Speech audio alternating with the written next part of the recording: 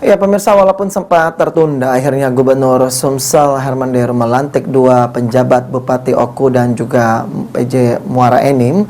Dan menurut pandangan dari pengamat politik Bagindo Togar, ini diharapkan kedua PJ atau dua penjabat bupati yang dilantik untuk tidak berpolitik, namun lebih banyak bekerja untuk dapat melayani masyarakat. Bersedia diambil sumpah. Gubernur Sumsel Herman Deru resmi melantik dua penjabat Bupati Oku dan Muara Enim di Gria Agung. Walaupun terlambat, pelantikan dua penjabat bupati tersebut harus diapresiasi oleh masyarakat.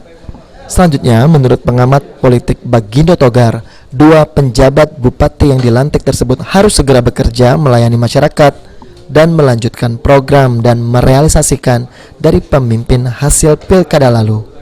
Selain itu juga, Bagindo menekankan agar dua penjabat bupati yang dilantik untuk tidak berpolitik.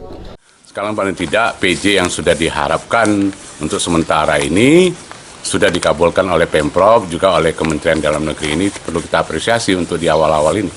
Oke Bang, kalau menurut Abang sosok dua orang PJ ini apakah sudah tepat atau bagaimana Bang? Ya ini sangat relatif karena ini memang murni ditunjuk oleh Gubernur sebagai wakil pemerintahan pusat.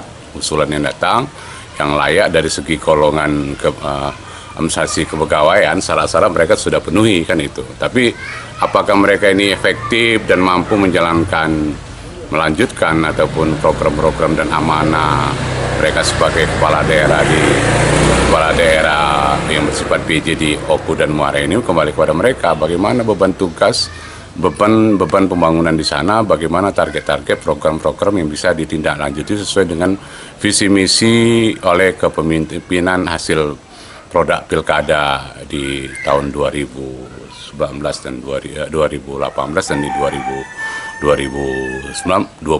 gitu. Nah, ini sekarang yang paling penting bagi mereka bisa melanjutkan dan merealisasi, karena sudah terlambat betul ini, tapi ya sudahlah, paling tidak Pemprov sudah merespon di tingkat awal ini sudah lumayan baik.